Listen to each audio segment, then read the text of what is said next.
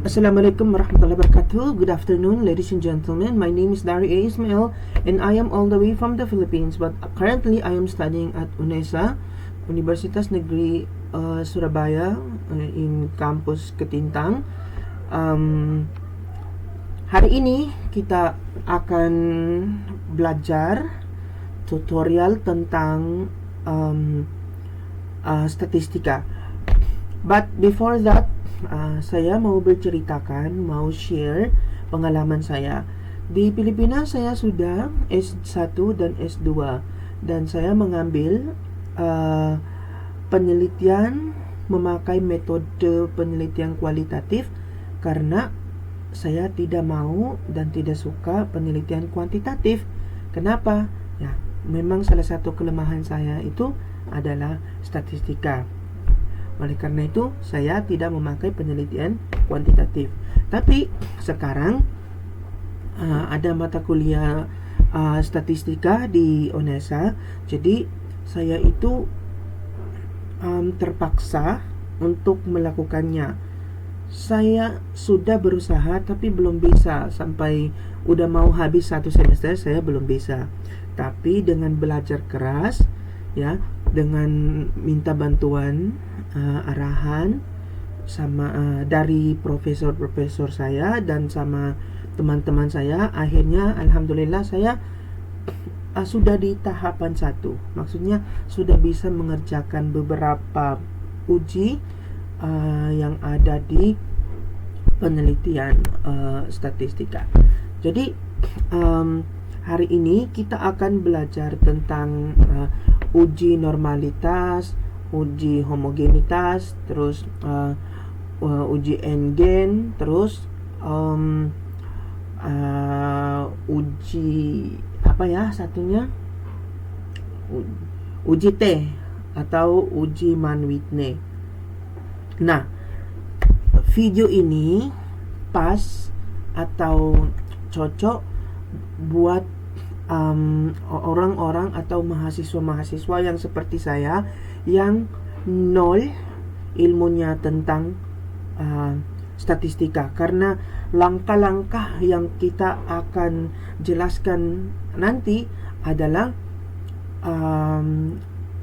untuk beginner, ya, beginner. Jadi belum tahu apa-apa. Jadi pengalaman saya akan sampaikan bagaimana bagaimana melakukan uji normalitas, homogenitas, n-gen sama Mann-Whitney. So, langsung aja ya, sudah panjang banget. Baik, yang pertama kita harus memiliki data. Di sini saya sudah punya data. Saya taruh di Microsoft Excel, and then kita copy aja ya, copy, and then kita buka langsung Jamovi.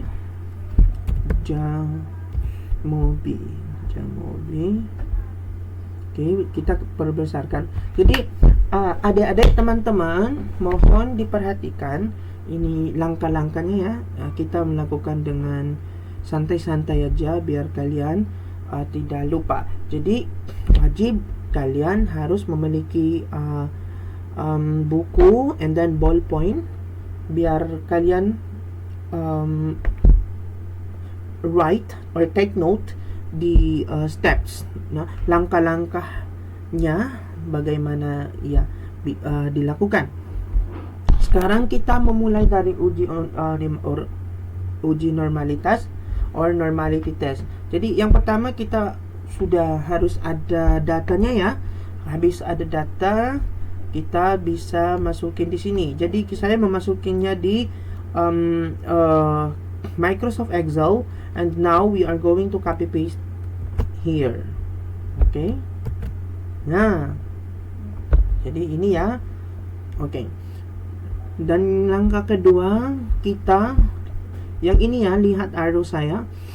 Ini kita double klik saja, double klik, dan ini ganti judulnya dengan pre-tests. pretest. And then this nominal, we must change it into continuous. And then click letter C, and then change it to post test. Jangan ada spasi ya, jangan kasih spasi. Oke, habis itu kita klik exploration descriptives. Nah, pretest ini klik variable arrow ini biar dia bisa pindah ke sini, ke kotak ini. Nah, sama post test dipindahkan di sini. Habis itu, nah ini sudah muncul ya. Oke, kita klik statistics yang ini ya. Baik. Bentar. Nah, di sini kita akan klik yang, coba lihat, perhatikan yang normality. Di sini normality ya. Klik. Nah, di sini ya sudah ada nilainya.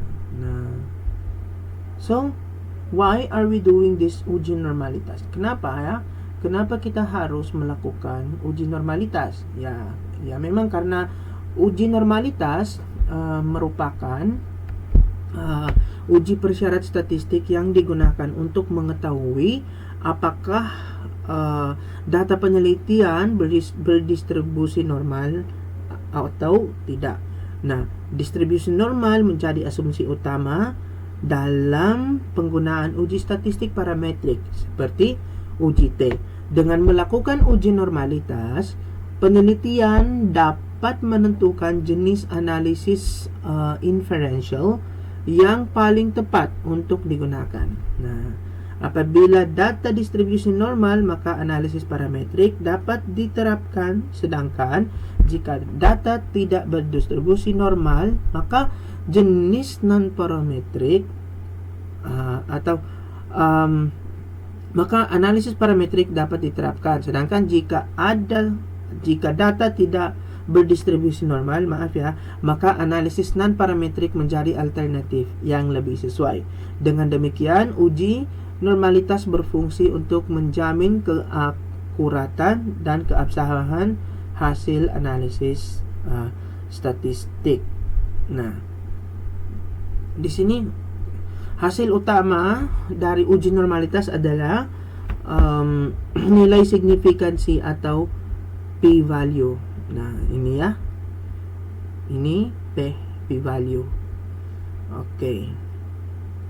Data dikatakan memenuhi asumsi normalitas apabila nilai signifikan lebih besar dari 0,005 ya.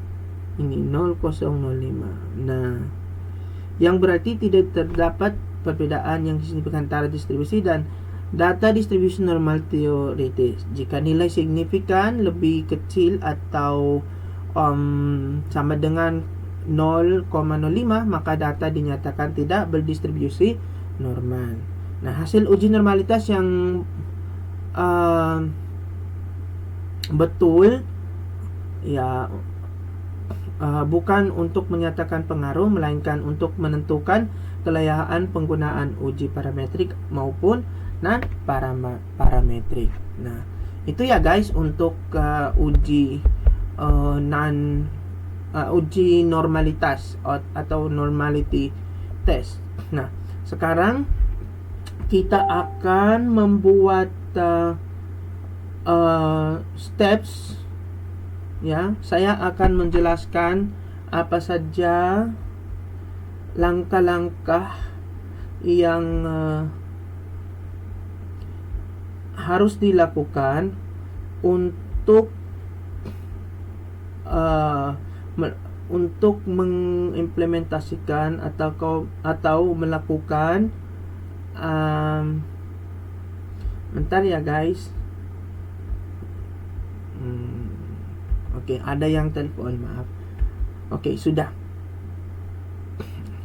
Sekarang kita melanjutkan ke normalitas homogenitas ya. Untuk homogenitasnya ini. Perhatikan di sini, klik kolom setelah post test. Kita tambah kolom di sini ya. kita ngasih angka 1 ya sampai bawah. Awas ada ketinggalan atau ada yang kedouble, karena kalau memang ada pasti berpengaruh di datanya. Oke, sudah nggak ada yang ketinggalan dan semuanya dikasih angka 1. Nah, klik lagi di pretest. Nah, di pretest ini di copy ya. Habis itu di paste di sini. Ini juga di copy. Terus di paste di bawah ini yang 43 yang pretest. Postesnya di bawah di sini. Nah, terus di sini jangan lupa ngasih angka 2. Jadi artinya untuk pretest itu kita kodenya angka 1, untuk posttest kodenya angka 2. Berlebihan ya. Nah, karena saya ngomong banyak. Maaf. Nah, ya kan? Jadi sekarang kita akan klik ke analisis, terus independent test sample ya, independent test sample, dan kita memasuki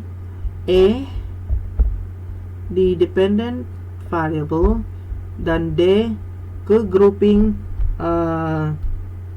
variable ya. Baik, terus sekarang kita klik homogeneity test, normality test, QQ plot. Nah, ini under di bawahnya asumsi checks. Oke. Betul ya? Habis itu ini sudah ada hasilnya. Nah, kan? So, pertanyaannya kenapa kita what do you call this one? Kenapa kita harus melakukan homogeneity test atau uji homogenitas? Karena homogenitas ini atau uji homogenitas adalah bertujuan untuk mengetahui kesamaan varians antar kelompok data yang dibandingkan dalam penelitian. Nah, kesamaan varians ini menjadi salah satu asumsi penting dalam uji statistik.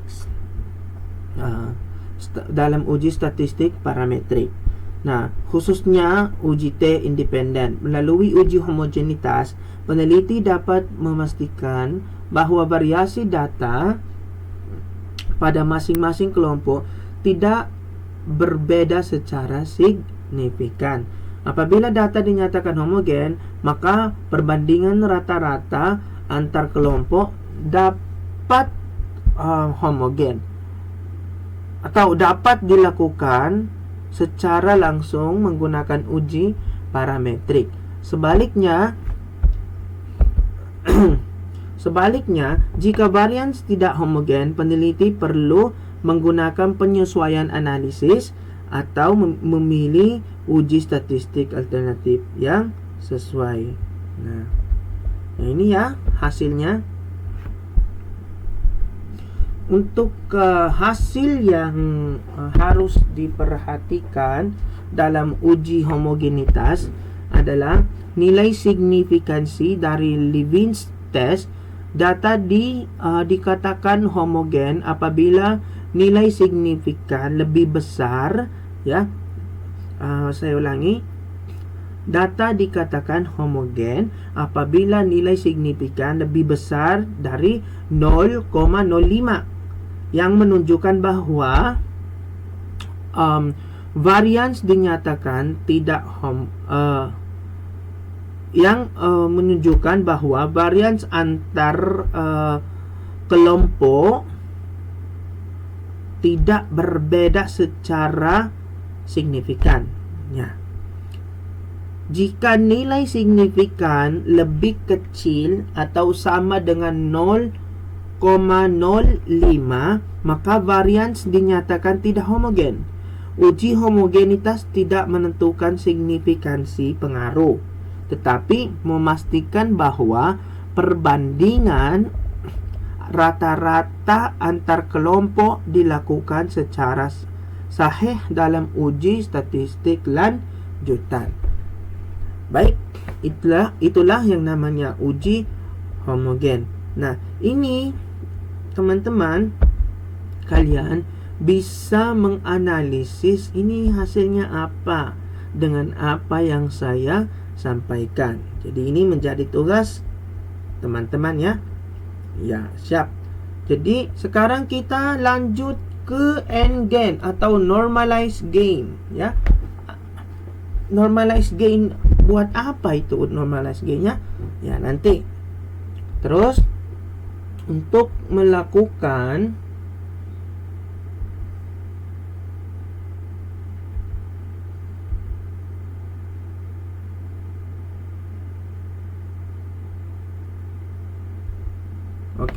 untuk melakukan N-gain ini kan kita sudah sudah punya apa namanya,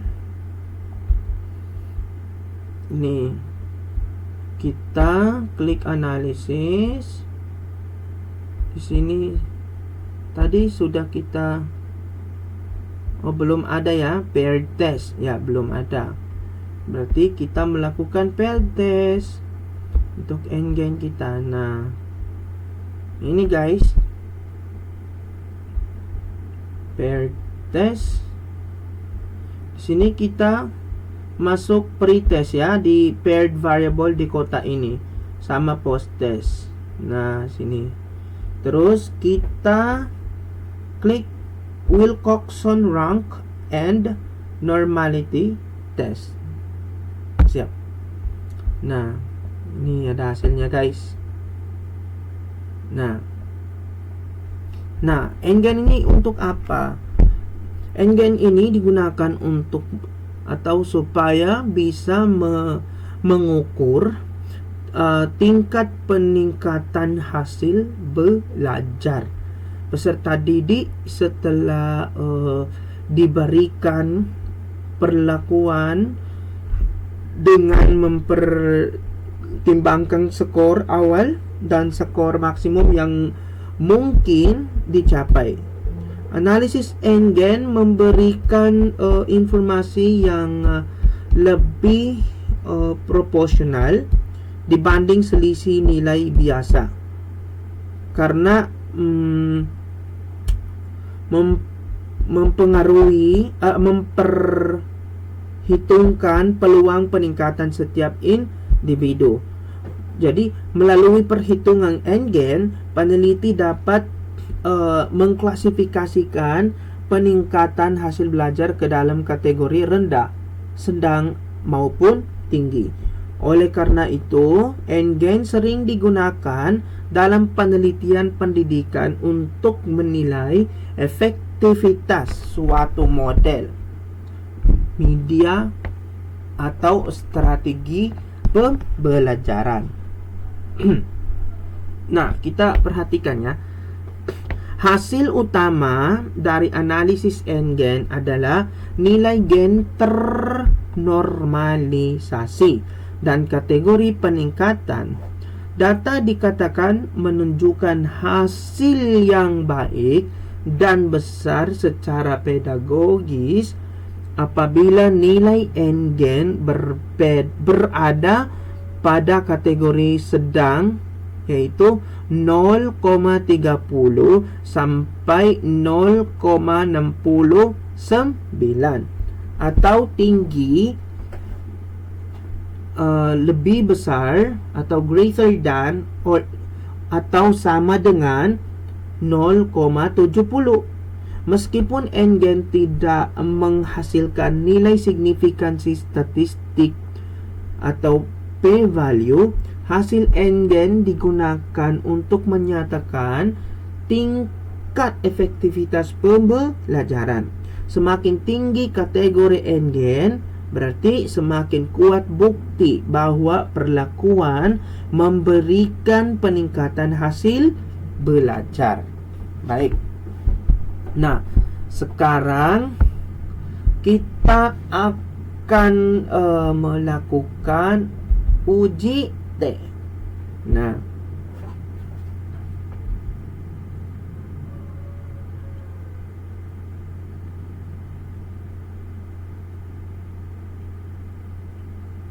sekarang kita akan melakukan uji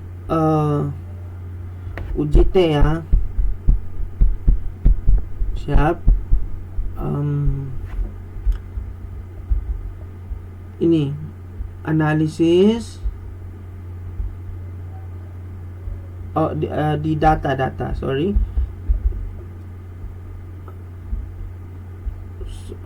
Kenapa hilang? Oke.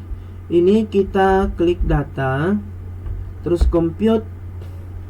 Di sini kita ngasih endgain. Terus apa rumusnya? Kita harus mengetahui rumusnya itu apa ya. Bisa kalian cari di Google atau di buku, di artikel itu ada. Nah, di sini saya sudah ada. Ntar ya, saya pakai WhatsApp-nya adik saya karena laptop saya nggak bisa memakai Jamovi. Jadi saya pinjam. Nah, di sini saya sudah ngirim ya.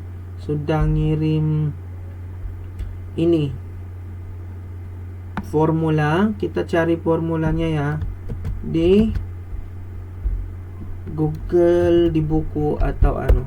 Nah, ini perhatikan, equals open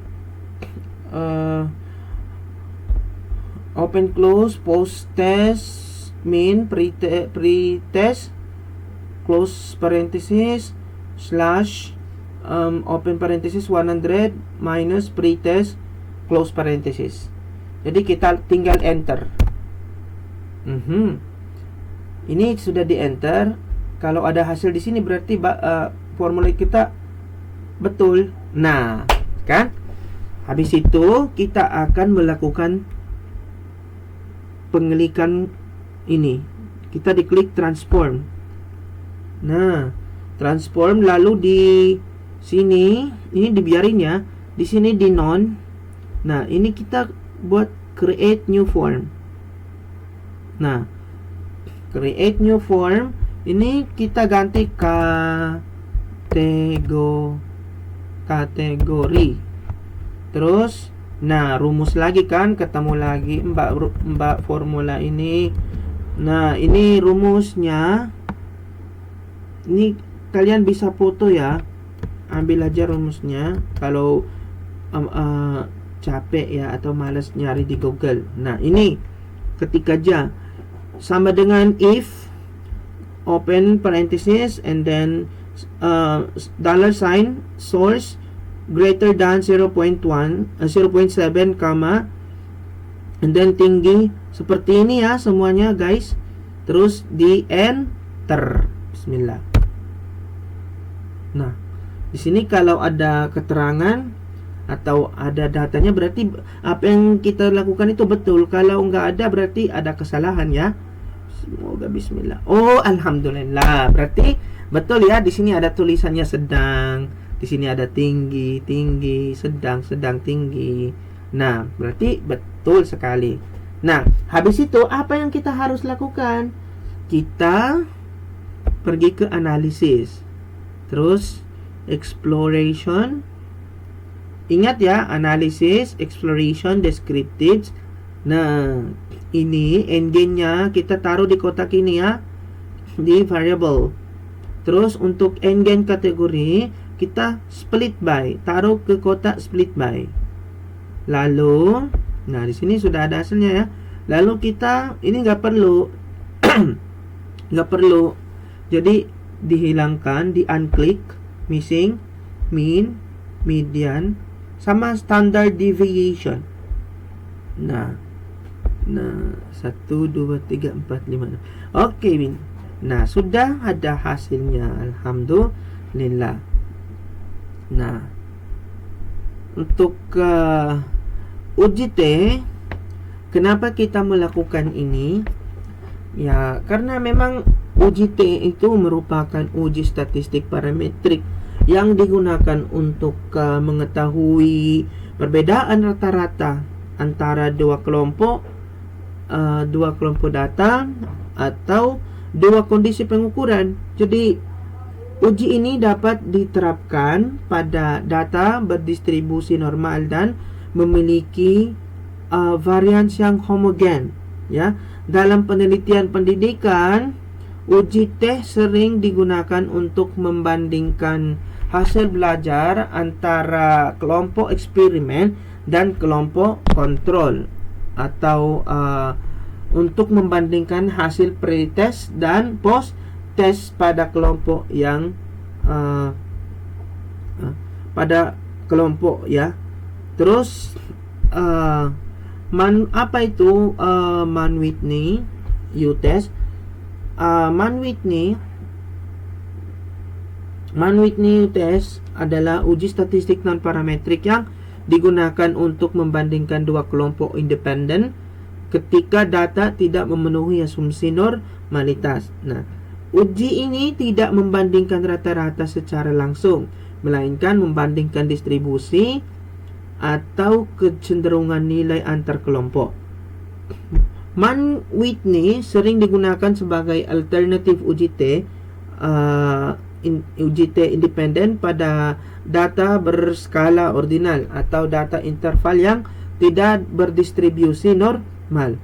Dengan menggunakan uji ini, peneliti tetap dapat menguji perbedaan antar kelompok secara valid meskipun asumsi parametrik tidak terpenuhi. Nah, hasil utama dari Mann-Whitney adalah nilai signifikan atau p-value. Nah, data dikatakan signifikan apabila nilai signifikan lebih kecil atau sama dengan 0,05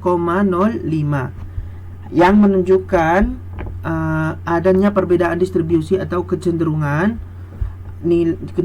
nilai antara dua kelompok independen. Jika nilai signifikan lebih besar dari 0,05, maka tidak terdapat perbedaan yang signifikan. Uji Mann-Whitney digunakan ketika asumsi normalitas tidak terpenuhi, sehingga hasil yang signifikan tetap dapat dianggap valid dan betul secara statistik. Jadi itu saja menurut saya untuk cara melakukan atau langkah-langkah pembuatan atau melakukan dengan uji normalitas. Kita lihat ya, di sini uji normalitas, uji homogenitas, uji N-gen, uji T, ya, uji Mann-Whitney. Nah, sampai di situ yang saya bisa sampaikan. Video tutorial ini buat anak-anak atau mahasiswa yang masih baru, yang belum ada pengetahuannya mengenai statistika. Jadi mungkin apabila ada saran, ada arahan atau maupun ada kesalahan di sini, saya meminta maaf sekali karena apalagi ya dari segi bahasa itu saya masih kesusahan dalam bahasa Inggris. Jadi saya menyampaikan terima kasih banyak untuk waktunya. Terima kasih kepada dosen-dosen saya yang sudah bekerja keras dan membantu kita untuk memahami apa itu statistika. Saya juga berterima kasih banyak kepada teman-teman kelas saya yang sangat ikhlas membantu saya untuk melakukan 4 uji ini. Jadi ini basic saja ya teman-teman. Semoga kedepannya kita belajar lebih mendalam dan lebih tepat dan yang bagus-bagus. Sekian, terima kasih. Wa ilal liqa. Wassalamualaikum warahmatullahi wabarakatuh.